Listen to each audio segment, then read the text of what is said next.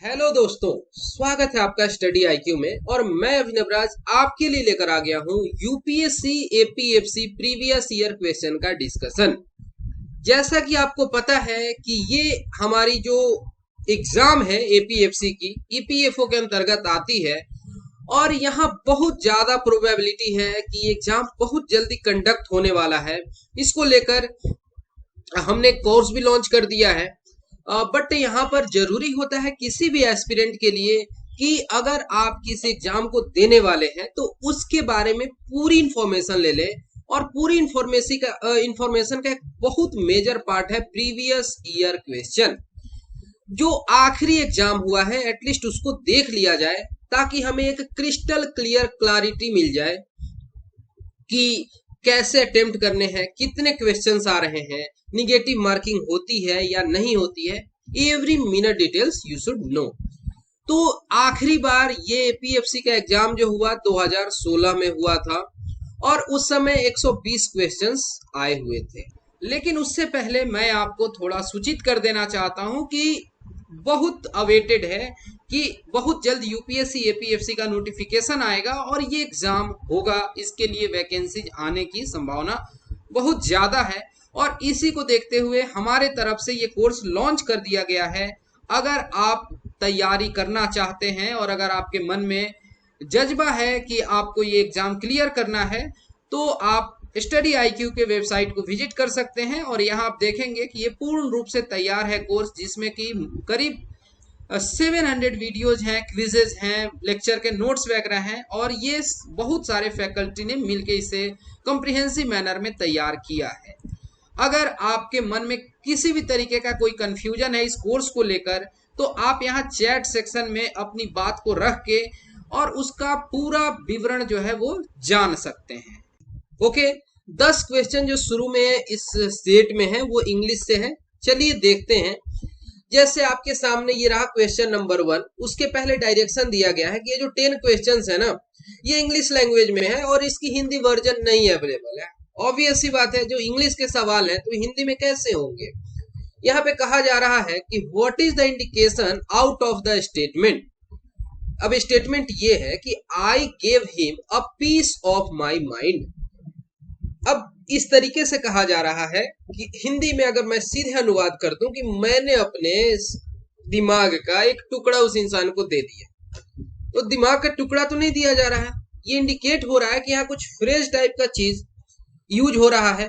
तो gave a piece of mind का मतलब क्या होता है? किसी को अप्रिसिएट करना, शाबाशी देना या वार्न करना या ग्रीट करना या डांटना, स्कोल्ड करना।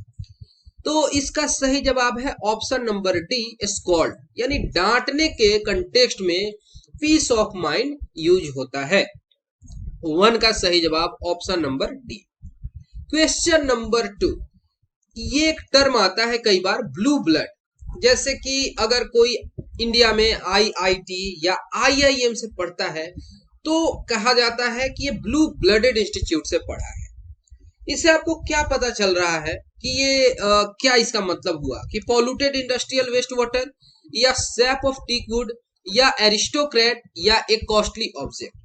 तो देखिए, एक क्लासी चीज को जिसमें एकदम मतलब कहें कि एकदम डिस्टिंक्ट नजर आता हो, उसका एक डिफरेंट क्लास हो, ऐसे चीजों को कहते हैं कि ये ब्लू ब्लड है। ओके, तो यहाँ पे सबसे उचित जो वर्ड है इसके लिए एरिस्टोक्रेट होना चाहिए। तो 2 का सही जवाब option number C. Question number 3, he was host by his own petard।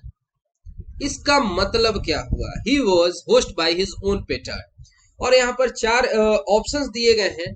तो इसका सही मतलब होगा कि he had problems as a result of his own plans to hurt others। ये अब फ्रेज है, इस तरीके से आप मतलब कि कोई भी बुक ले लें, जैसे कि एसएससी के लिए आप तैयारी अगर कोई करता है तो उसके पास अजय कुमार सिंह वगैरह की बुक्स होती हैं।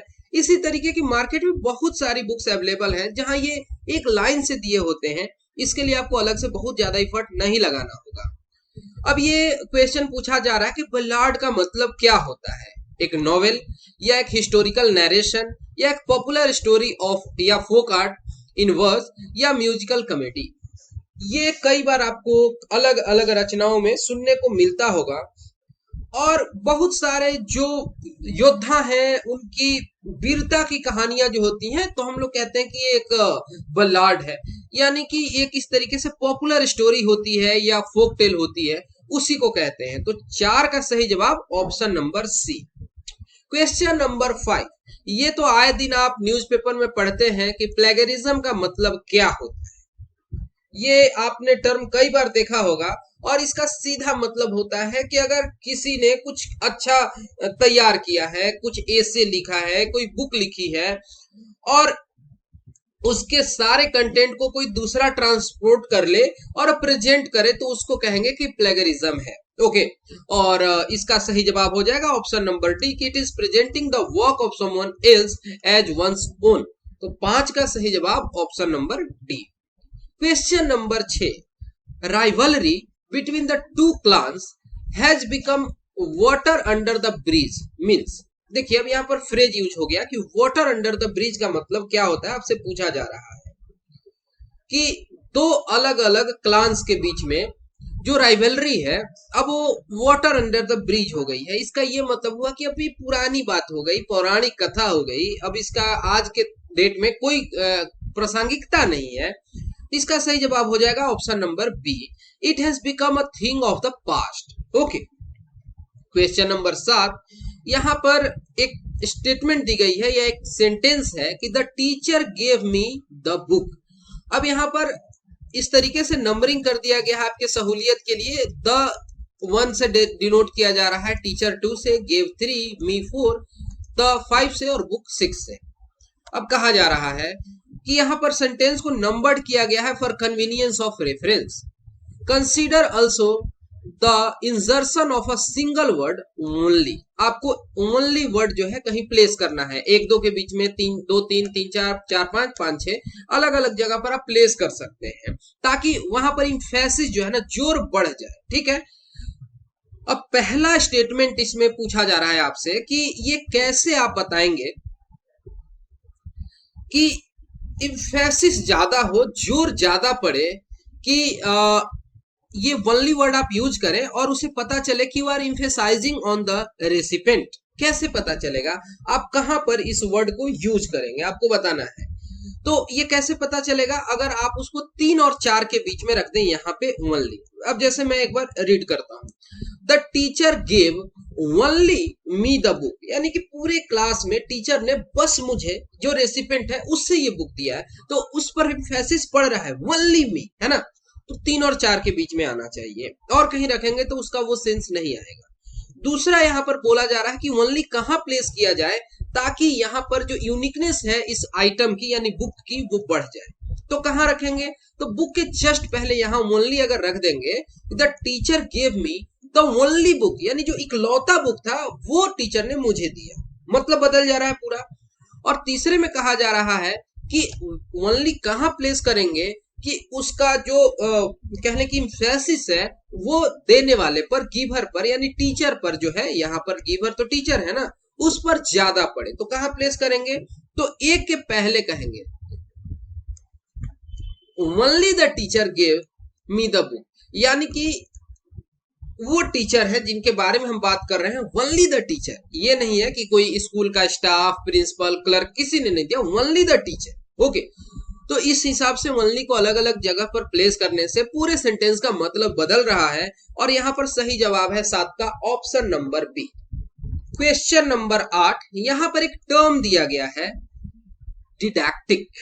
अब इसका मतलब आपको बताना है। तो ये नरेट करने के सेंस में, डिक्टेट करने के टर्म में आपको समझ आ रहा है, जैसे कहते हैं डिक्टेशन, तो डिडैक्टिक इसका क्या सही मतलब होगा आपको बताना है।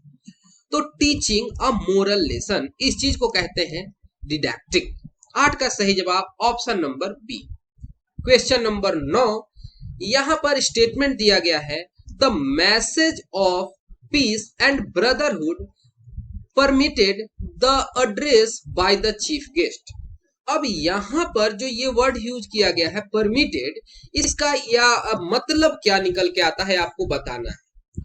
टू एडवोकेट या to spread all over, to anchor and stabilise, to leave a permanent impression. क्या होगा कि जो मैसेज है शांति का, अमन का, चैन का और यूनिवर्सल ब्रदरहुड का, वो परमिट किया गया जो एड्रेस था बाय द चीफ गेस्ट। ठीक, तो इसका मतलब होता है कि चारों तरफ सभी दिशाओं में बिखर जाना, यानी टू स्प्रेड ऑल ओवर। यह इसका सही जवाब है। 9 का सही जवाब option number B. Question number 10, यहां पर आपको क्या करना है कि एक ग्रामेटिकली करेक्ट सेंटेंस बनाना है, और यहाँ पर ये 4 अलग अलग आपको पार्ट्स में इस स्टेटमेंट के हिस्से दिए गए हैं कि Einstein was although a great scientist weak in arithmetic right from his school days. तो किसको पहले रखेंगे, किसको बाद में? ठीक है, तो सबसे पहले हम किसको यहाँ रखेंगे तो काम बनेगा, इसको रख सकते हैं कि ऑल्दो अ ग्रेट साइंटिस्ट। इसके बाद ये वाले स्टेटमेंट को, यानी सबसे पहले हम इसको रख रहे हैं कि although a great scientist Einstein was weak in arithmetic right from his schoolhood या स्कूल डेज। तो क्या होगा सही स्टेटमेंट इसके लिए? करेक्ट आंसर हो गया ऑप्शन नंबर बी। 10 का सही जवाब ऑप्शन बी। क्वेश्चन नंबर 11, यहां पर आपको क्रोनोलॉजिकल सीक्वेंस में अरेंज करना है घटनाओं को। फर्स्ट बैटल ऑफ पानीपत कब हुआ? 1526 में हुआ। वियतनामीज वॉर कब हुआ? तो ये तो 1975 की बात है। फ्रेंच रेवोल्यूशन 1789 वगैरह में हो रहा था। पहला जो गल्फ वॉर हुआ कब हुआ? तो ये 1991 वगैरह में। और वर्ल्ड वॉर पहला तो 1914 में। अरेंज करना है। आप समझ गए कि सबसे पहले पानीपत का युद्ध है और सबसे अंत में फर्स्ट गल्फ वॉर। तो सबसे पहले जो है 1 से शुरू होना चाहिए और 4 पे खत्म होना चाहिए। जिसमें ऐसा नहीं उसको हटा दीजिए। अब 1 के बाद क्या आना चाहिए? 1526 के बाद फ्रेंच वॉर आना चाहिए। 1 के बाद 3 आना चाहिए। तो ये सही जवाब हो गया हमारे पास। 11 का सही जवाब ऑप्शन नंबर डी। आसान सवाल। Question number 12, a branch of a scholarship that flourished in Europe, particularly from the 15th to the 18th century, and was devoted to the appreciation, chronicling, and classification of historic and non-organic relics, monuments, and old texts refer to। इसको क्या कहते हैं? Archaeology कहते हैं, या history कहते हैं, या आर्किटेक्चर कहते हैं, या एंटीक्वेरियनिज्म? क्या इसको सही इसके लिए टर्म होगा?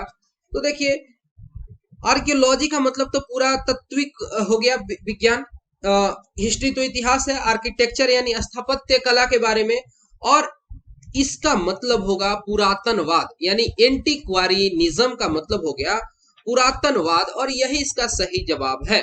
पुराने चीजों के लिए बात की जा रही है। तो 12 का सही जवाब है ऑप्शन नंबर डी।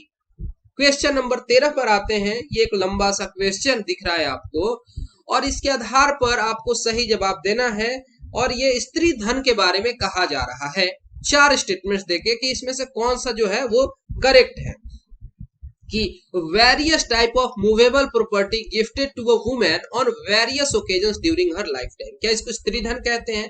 तो देखिए, ये बात बिल्कुल सही है। दूसरा कि various type of movable property gifted to a women at the time of her first marriage, नहीं, ये सही नहीं है। तीसरा स्टेटमेंट है on the women's death their wealth could be inherited by her children and husband, क्या ये बात सही है? नहीं, ये भी सही नहीं है। और जो चौथा स्टेटमेंट है कि on the women's death this wealth could be inherited by her natural legally adopted children with none of the son-in-law having any claim on any part thereof, ये सही जवाब है। तो पहला और चौथा सही है स्त्री धन के संदर्भ में। तो सही जवाब हो गया इसका ऑप्शन नंबर सी। 1 और 4 ओनली आर करेक्ट। अगले सवाल पे चलते हैं। क्वेश्चन नंबर 14, ध्यान दीजिएगा, ये जब सवाल पूछा जा रहा है तो सन 2016 है। उस समय जम्मू एंड कश्मीर का रीऑर्गेनाइजेशन नहीं हुआ है। उस समय हमारे पास दमन एंड दीव और दादरा एंड नगर हवेली अलग अलग यूनियन टेरिटरीज है। लेकिन आज का जो कंटेक्स्ट है वो बिल्कुल अलग है। अभी हम देखते हैं कि हमारे पास 28 राज्य हैं और 8 यूनियन टेरिटरी हैं 2021 में। ठीक है, तो ये जो क्वेश्चन है उस समय उसका जवाब तो ये सी होना चाहिए, बट अभी चीजें चेंज हो गई हैं। 29 उस समय था तो 28 हो गया। जम्मू एंड कश्मीर को राज्य की सूची से हटा दिए और इसके जगह पे 2 यूनियन टेरिटरी नया बन गए।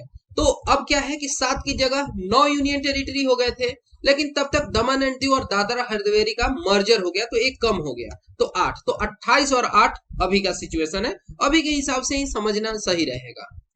क्वेश्चन नंबर 15, इसमें कहा जा रहा है कि वेस्टर्न घाट के बारे में इसमें से कौन सा एक ट्रू स्टेटमेंट नहीं है। पहला कि UNESCO declared 39 places in the Western Ghats as world heritage sites in 2012। क्या ये बात सही है? ये बिल्कुल न्यूज में आया था और सही बात है। दूसरा है कि it is one of the 8 hottest hotspot of biological diversity in the world. बिल्कुल सही बात है, यहाँ गजब की बायोडाइवर्सिटी है और ये अपने आप में बहुत खास है।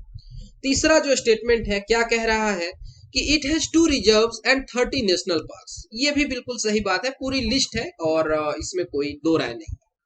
चौथा स्टेटमेंट है कि ONGC surveys have recently found huge oil reserves. ये जो है ईस्टर्न घाट की बात हो रही है, गोदावरी और कावेरी डेल्टा की, और यहाँ पर कृष्णा गोदावरी डेल्टा की मेनली बात की जा रही है। तो ये वेस्टर्न घाट के संदर्भ में ये स्टेटमेंट जो है डी सही नहीं है, यही आपसे नॉट करेक्ट पूछा गया था, तो 15 का सही जवाब ऑप्शन डी।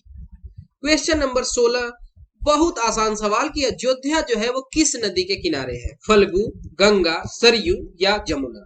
ये तो हर कोई बता पाएगा बहुत आसानी से कि ये सरयू नदी है। इसी नदी को पहले हम काली, फिर करनाली, चौक, करचा सारे नामों से जानते हैं। तो 16 का सही जवाब ऑप्शन नंबर सी, सरयू नदी। क्वेश्चन नंबर 17, जो ये खिलाफत कमेटी है accepted Mahatma Gandhi suggestion for a non-violent cooperation protest against the government in its meeting act। यानी कि मर्जर हो जाता है नॉन कोऑपरेशन मूवमेंट का खिलाफत मूवमेंट के साथ, खिलाफत आंदोलन के साथ, जो कि लीड कर रहे थे दो भाई।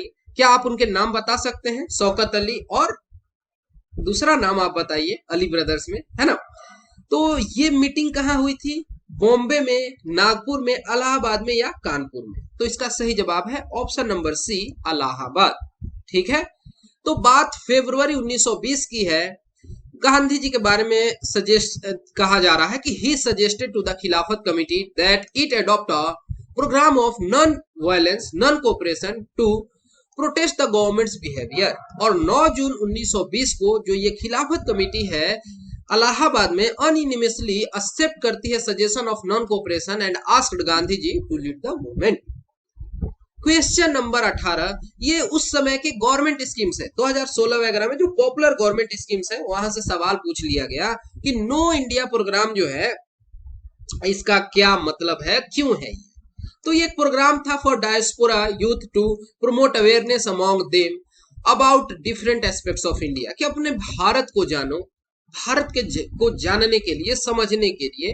तो ये इंडियन डायस्पोरा के लिए था। और अभी आपको इस क्वेश्चन से ये सीख लेनी है कि आने वाले टाइम में जो भी गवर्नमेंट स्कीम्स हैं वो आपके एग्जाम के लिए बहुत इंपॉर्टेंट रहने वाले हैं। यहाँ पर मैंने उस समय की पीआईबी की जो समरी है या कह लें पीआईबी का स्क्रीनशॉट है वो साझा कर दिया है, और इससे आपको ये भी पता चलता है कि या तो आप हमारे साथ स्टे ट्यून्ड रह सकते हैं, यहाँ पर हर एक बड़े छोटे स्कीम को हम शेयर करते हैं, डिस्कस करते हैं यूट्यूब पर, एल्स आप पीआईबी वगैरह को भी रेगुलरली चेक कर सकते हैं, लेकिन हाँ टाइम वेस्ट नहीं करना है। क्वेश्चन नंबर 19, ये थोड़ा मजेदार सवाल है कि आपसे ये पेरीमीटर पूछा गया है इस शेप का। बता दिया गया है कि ए से जे तक 10 सेंटीमीटर है और जे से आई तक 12 सेंटीमीटर है। तो ये तो समझ आ गया कि ये दोनों मिला के 22 सेंटीमीटर हो गया। ये बाकी A B C D B C ये सब जोड़ने पर कितना होगा? ध्यान दीजिएगा, यहाँ बताया गया है कि ए बी जो है ये x है और सी डी जो है ये x+1 यूनिट है, यानी सेंटीमीटर है। ई एफ जो है वो x+2 है और जी एच जो है वो x+3 है। ध्यान दीजिएगा, ये सबको जोड़ देंगे तो क्या ये 12 सेंटीमीटर यानी जी के बराबर नहीं हो जाएगा? तो ऐड करेंगे तो क्या होगा? 4x + 6 = 12। इसलिए x का वैल्यू कितना हो गया? 6 इधर गया तो माइनस हो गया और x का वैल्यू हो गया 1.5। ठीक है, अब आप बता सकते हैं ये कितना हो जाएगा, ये हम लोग निकाल लेंगे। इसी तरीके से बताया गया है कि जो BC है ये y है, ये D है इसी के बराबर है, ये FG इसी के बराबर है और HI, यानी कि ये 4y हो गया। 4y किसके बराबर है? 10 सेंटीमीटर के बराबर। तो y का वैल्यू कितना हो गया? 2.5। अब देखिए, अब आपको बता देना है ये टोटल कितना होगा। चलिए अब आसान है, ये 1.5 सेंटीमीटर है, ये 2.5 है, ये कितना है 2.5 है, एक जुड़ गया तो ये तो ऑब्वियसली 2.5 ही है। अब ये कितना है तो 1.5 में 2 जोड़ देंगे तो 3.5, ये 2.5 और ये है 4.5, मतलब कि ये 1.5 में 3 जोड़ेंगे तो 4.5 हो जाएगा, जोड़ लीजिए। अब कितना हो जाएगा, ये इस तरीके से आप कैलकुलेट कर लिए तो ये है 10 और ये है 12, 22 हो गया। और बाकी यहां पर हम देख रहे हैं कि ये सबको जोड़ेंगे तो ये 22 सेंटीमीटर आएगा। ओवरऑल जो हो गया इसका करेक्ट आंसर हो गया ए, यानी 44 centimetre. Question number 20, special economic zone says, काफी सुर्खियों में रहता है, न्यूज में रहता है, डेवलप क्यों किए जाते हैं, ये आपसे पूछा जा रहा है। तो स्पेशल इकोनॉमिक जोन जो होते हैं टिपिकली क्रिएट किए जाते हैं ताकि फैसिलिटेट किया जा सके रैपिड इकोनॉमिक ग्रोथ को by leveraging tax incentives to attract foreign investments and spark technology advancement.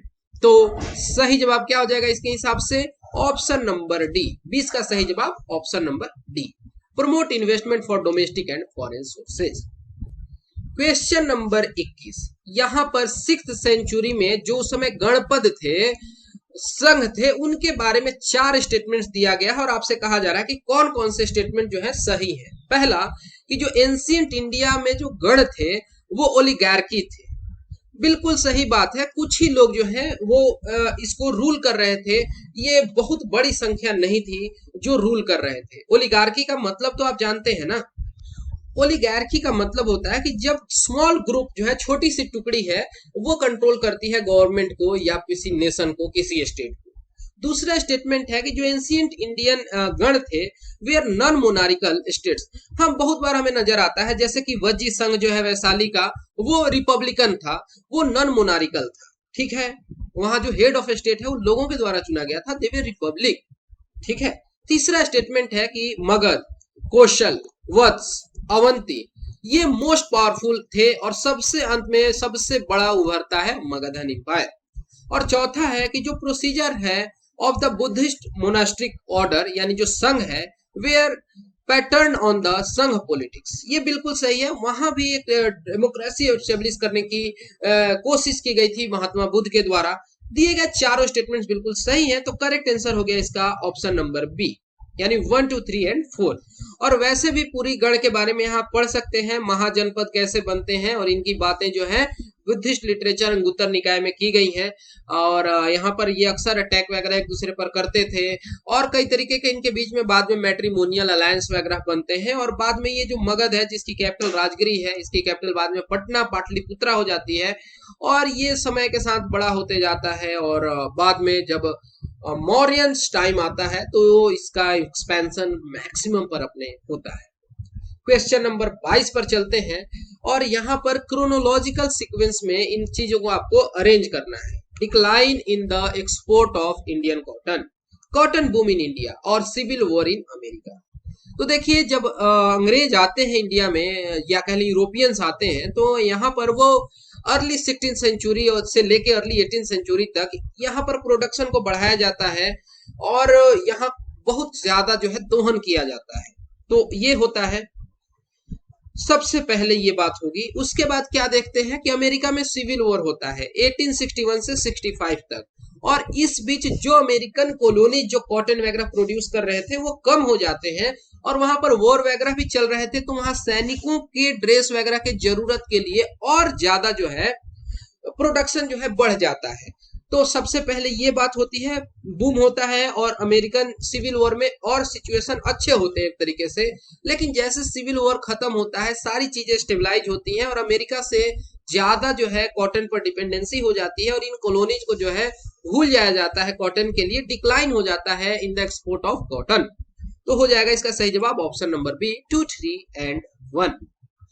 Okay, question number 23, यहाँ पर आप देख पा रहे हैं कि 4 स्टेटमेंट्स हैं, या कह लें कि इसके आधार पर आपको सही कंक्लूजन पे पहुंचना है कि which of the following are the typical difference between the private insurance programs and the social insurance programs। देखिए, प्राइवेट जो है उसका एक मकसद होता है प्रॉफिट मेकिंग, लेकिन जो सोशल प्रोग्राम्स होते हैं, सोशल इंश्योरेंस, उनका मकसद होता है वित्तीय समावेशन, अपने लोगों का वेलफेयर, और जो हमारे देश में कंसेप्ट है वेलफेयर, डीपीएसपी में जो बात की गई है उसको कंप्लाई करना। तो क्या क्या डिफरेंस है? एडिक्वेंसी वर्सेस इक्विटी, बिल्कुल सही बात है। एक है एडिक्वेंसी की बात करता है और जो सोशल वाला है वो इक्विटी की बात करता है। दूसरा है वॉलेंट्री, यानी कि प्राइवेट में जो है जिसके पास पैसा होगा वही लगाएगा, और ये जो होता है सोशल इंश्योरेंस ये मैंडेटरी पार्टिसिपेशन पर बेस्ड होता है।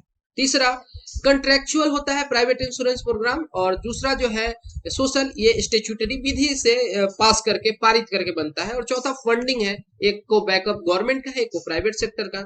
चारों डिफरेंस है। तो 23 का सही जवाब option number D.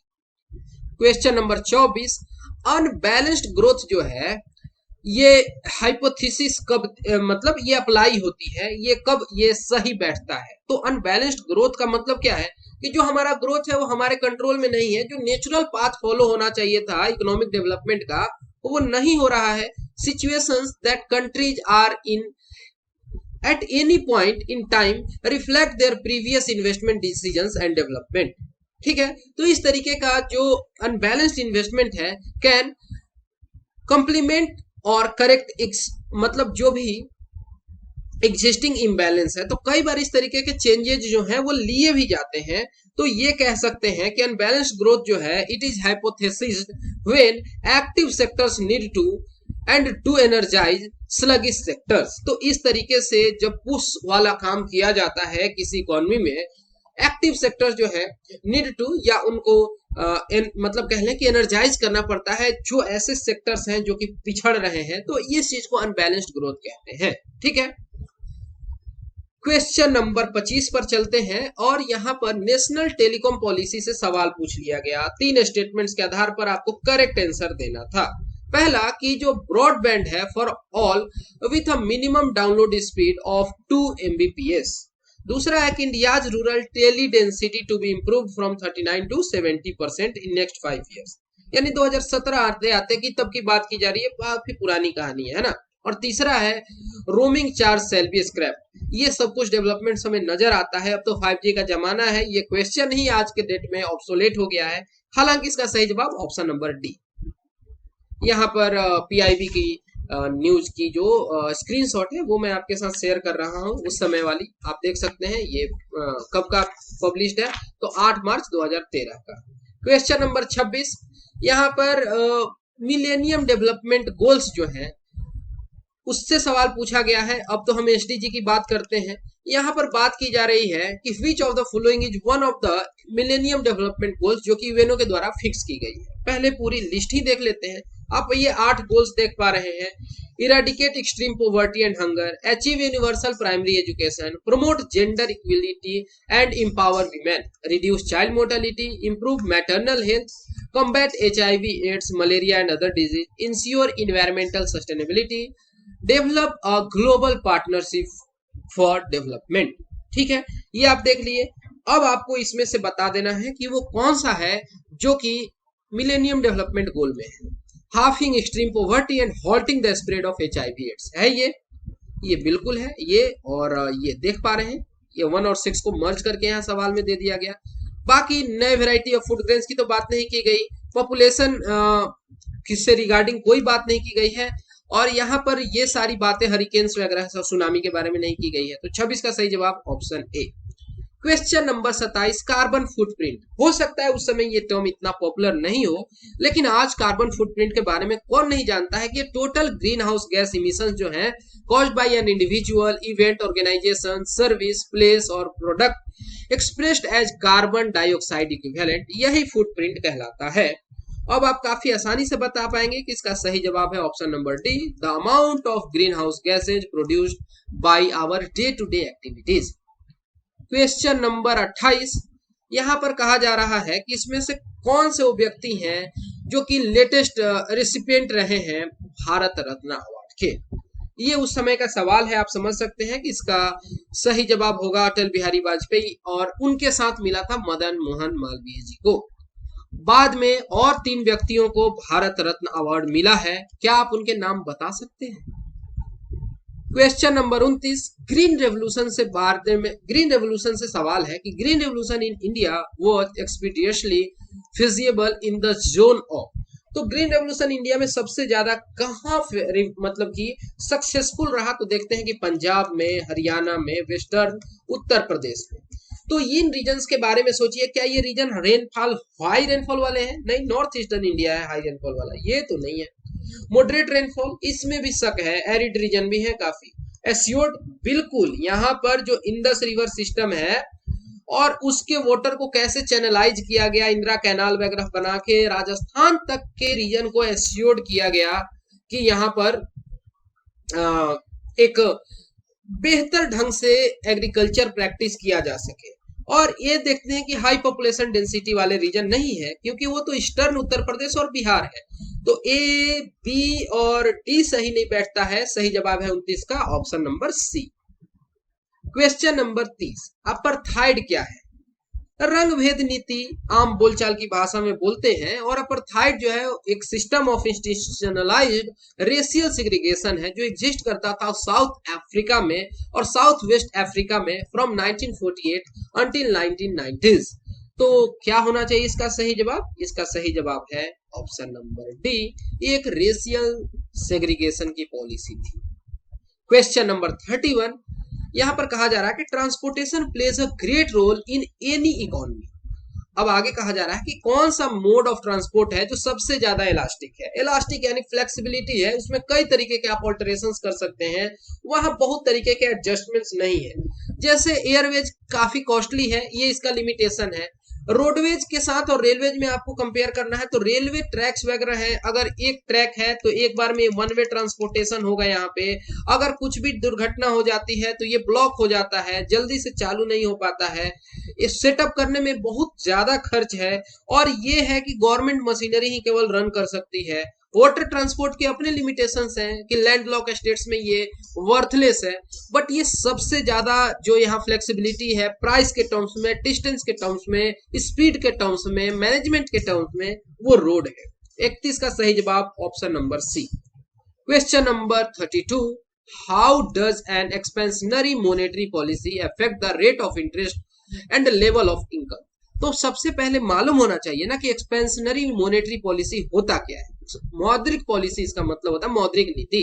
Expansionary monetary policy जो है एक type of macro economic policy है, मॉनेटरी पॉलिसी, जिसका मकसद होता है कि इंक्रीज करे रेट ऑफ मॉनेटरी एक्सपेंशन जो स्टिमुलेट करे growth of a domestic economy.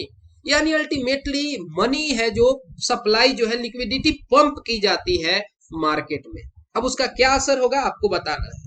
तो जब मार्केट में ज्यादा पैसा आएगा तो लोगों का जो लेवल ऑफ इनकम है वो बढ़ेगा और ब्याज का जो दर है वो कम होगा, क्योंकि अगर इंटरेस्ट रेट हाई रहेगा तो सब लोग बैंक में जाके पैसा डाल देंगे ना। बैंक में से पैसा निकलवाना है तो रेट ऑफ इंटरेस्ट को कम कर देना है। 32 का सही जवाब option number A. Question number 33, यहां पर कहा जा रहा है कि in a medium size township the trend of annual immigration is an addition of 20% of population. It was at the beginning. Also 15% of population as it was at the beginning is estimated to reallocate elsewhere every year. और अगर अभी के लिए 8 मतलब ये 80,000 population है तो 3 वर्ष बाद कितना पॉपुलेशन होगा? तो यहाँ पर आपको इस तरीके से समझना है कि एक साल के अंत में कितना पॉपुलेशन रहने वाला है। इसमें 20% जो है एडिशन हो रहा है और 5% सब्ट्रैक्शन हो रहा है। तो हर बार इसको बेस लेंगे, इसमें 20% ऐड करेंगे और इसमें क्या है कि 15% रिड्यूस करेंगे। ओवरऑल जो रिजल्ट आएगा उस पर फिर ये प्रोसेस करेंगे। अल्टीमेटली आपको सही जवाब मिल जाएगा ऑप्शन नंबर डी, 92,610। यानी कि कंपाउंड इंटरेस्ट टाइप का ये क्वेश्चन हो गया। Question number 34, the problem of रूपी जो है ये डीएससी में किसकी थीसिस थी? श्री अरबिंदो की, या डॉक्टर राजेंद्र प्रसाद, या पंडित जवाहरलाल नेहरू, या डॉक्टर भीमराव अंबेडकर? सही जवाब है option number D, doctor Bhimrao Ramji Ambedkar. ये आप देख पा रहे हैं, the problem of the rupee, its origin and it's solution, history of Indian currency and banking. और यही बात है कि इन्हीं के आइडियाज के बदौलत बाद में आगे चल के reserve bank of India Bharat में बनता है। क्वेश्चन नंबर 35, यहाँ पर आपको करेक्ट सीक्वेंस में गंगा नदी के सहायक नदियों को वेस्ट से ईस्ट की तरफ अरेंज करना है। यमुना, घाघरा, सोन, गंडक और कोसी। ठीक है, अब आप कैसे अरेंज करेंगे आपको समझ लेना है। आपको इसके लिए एक बार मैप देख लेना चाहिए अगर आप दिमाग में इसकी तस्वीर नहीं बना पा रहे हैं। ठीक है, अब ध्यान दीजिएगा, ये मेन गंगा नदी है और आप यहाँ पे देख पा रहे हैं कि ये यमुना नदी है, यहाँ पे वेस्ट में है, यहाँ पे ये मिल रही है। ये यमुना को मैं 1 नंबर दे देता हूं। इसके बाद आपको कौन सी नदी देखनी है? घाघरा। ये देख पा रहे हैं, ये इधर से घाघरा नदी आ रही है और ये यहाँ पे मिल रही है, ये 2 नंबर दे दिया मैंने। ओके, ये ध्यान दीजिएगा कि यहाँ पे घाघरा इस जगह पे मिल रही है। ओके, सोन नदी आप देख रहे हैं कि मध्य प्रदेश के रीजन से आके इस जगह पे मिल रही है, मनेर में। ओके, और फिर यहाँ पे गंडक की बात की गई है, तो गंडक सोन के बाद मिल रही है, आप देख पा रहे हैं। और अंत में सबसे कोसी यहाँ पे कुर्सेला के पास। ठीक है, तो एक हाजीपुर के पास, एक मनेर के पास, ये कुर्सेला के पास। अब इसके आधार पर आपको सही जवाब बताना है, तो बहुत आसानी से आप बता पाएंगे कि जो ऑप्शन ए था यही सही जवाब था 35 का। क्वेश्चन नंबर 36, अब ये इंटरेस्टिंग सवाल है मैथ का। यह कहा जा रहा है कि 2 सर्कल हैं जिनका रेडियस R1 और R2 है और R2 जो है R1 से बड़ा है। जो एरिया है बिगर वाले सर्कल का वो ये है, और अगर उनके सरकमफ्रेंस का डिफरेंस 22 सेंटीमीटर है तो क्या सम होगा उनके डायमीटर्स का, और इसको हमें सॉल्व करना है। तो देखिए कैसे करेंगे। सबसे पहले आप जानते हैं कि एरिया क्या होता है, पाई, और बड़ा वाला है तो कैपिटल R² में लिख दूं पाई R²। ठीक है, और ये कितना दिया गया था? दिया गया था ये 693/2। तो पाई R² इज इक्वल टू 693/2। इसका यही मतलब है कि ये 346.5 कहा जा रहा है। इससे R का वैल्यू जो है आपको मिल जाएगा 10.5 सेंटीमीटर। ठीक है, अब कहा जा रहा है कि जो ये तो बड़े वाले का रेडियस हमने निकाल लिया। अब कहा जा रहा है कि जो डिफरेंस है उनके सरकमफ्रेंस का वो 22 सेंटीमीटर है। अब सरकमफ्रेंस का क्या फॉर्मूला होता है? 2 पाई आर होता है। अब इसमें बड़े वाले का ये निकाल दिए तो आप अब निकाल पाएंगे कितना होगा। आर का जो वैल्यू पुट कर देंगे तो हमें मिल जाएगा 66 सेंटीमीटर इसका जवाब। अब कहा जा रहा है कि जो छोटा वाला है उससे 22 सेंटीमीटर छोटा है, तो 22 घटा देंगे तो छोटे वाले का जो रेडियस ये सरकमफ्रेंस है वो मिल गया 2 पाई आर 44 सेंटीमीटर। और इस तरीके से आर का वैल्यू आप निकाल पाएंगे क्या? तो आर का वैल्यू होगा 7 सेंटीमीटर। अब देखिए, अब आपके पास 2 रेडियस है, एक है 10.5 सेंटीमीटर और एक है 7 सेंटीमीटर। तो दोनों को जोड़ देंगे तो होगा 17.5 सेंटीमीटर सम ऑफ रेडियस। लेकिन आपसे सम ऑफ डायमीटर पूछा जा रहा है, इसको डबल कर देंगे तो आ जाएगा आपका सही जवाब 35 सेंटीमीटर। क्वेश्चन नंबर 37, यहां पर आपसे कहा जा रहा है कि नंबर्स दिए गए हैं इस तरीके से कि A1 प्लस A2 A3 ये जोड़ते जाना है A से 24 तक, और ये सारे AP में हैं और उनका जो सम है एक तरीके से बताया गया है कि A1 plus A5 plus A10 A15 A20 और A24 जोड़ने पे 225 हो रहा है। तो इस वाले का सम कितना होगा बताना है आपको। चलते हैं, देखते हैं, समझते हैं। जब कह दिया गया कि अर्थमेटिक प्रोग्रेशन में है तो A1 जो है इसको मान लेते हैं कि ये A है, और A2 क्या होगा इस हिसाब से A प्लस n-1 D, यानी कि A प्लस D ऐसा होगा। यानी जौन सा टर्म होगा, जैसे ये 5th टर्म है तो इसके लिए हम A प्लस 4D यूज कर सकते हैं, 15वें के लिए A प्लस 14D, इस तरीके से 20वें के लिए A प्लस 19D, इसके लिए A प्लस 23D, और ये A तो A है। यानी इन सबको जोड़ देंगे तो हमारे पास क्या जवाब आएगा? आएगा 6A plus 69D is equal to 225। यहां पर 3 को हम कॉमन निकाल सकते हैं, 3 तो आ जाएगा 2A plus 33D is equal to 225। अब इसका ये मतलब हो जाएगा कि 2A plus 33D is equal to कितना होगा बता पाएंगे? 225/3 कट जाएगा तो काट देते हैं, 7 और 5 75 बार में चला गया। 2A प्लस 33D का वैल्यू आप जान गए। अब इससे काम आसान हो जाएगा। ये कितने टर्म्स है? 24 तक है। सम का फॉर्मूला क्या होता है? सम ऑफ n नंबर्स होता है n/2 by 2a plus n minus 1 into D. यही होता है ना, सॉरी वहां मैंने 33 लिख दिया था, वो 23 होना चाहिए था, गलती से लिख दिया मैंने। ओके, यही होता है। अब यहाँ पर सम आपको निकालना है, टोटल टर्म्स कितने हैं 24, तो 24/2 इंटू, अब इसकी पूरी वैल्यू आपको याद है कितनी थी, 75 थी। अब बस यही, यानी कि 12 हो गया, 12 को 75 से गुना करें तो आपको सही जवाब मिल जाएगा 900। ये तो पूछा गया था। क्वेश्चन नंबर 38 पर आ जाते हैं। यहाँ पर कॉन्स्टिट्यूशन से रिगार्डिंग 5 स्टेटमेंट्स के आधार पर आपको सही जवाब देना है कि हमारा कॉन्स्टिट्यूशन जो है वो सुप्रीम है।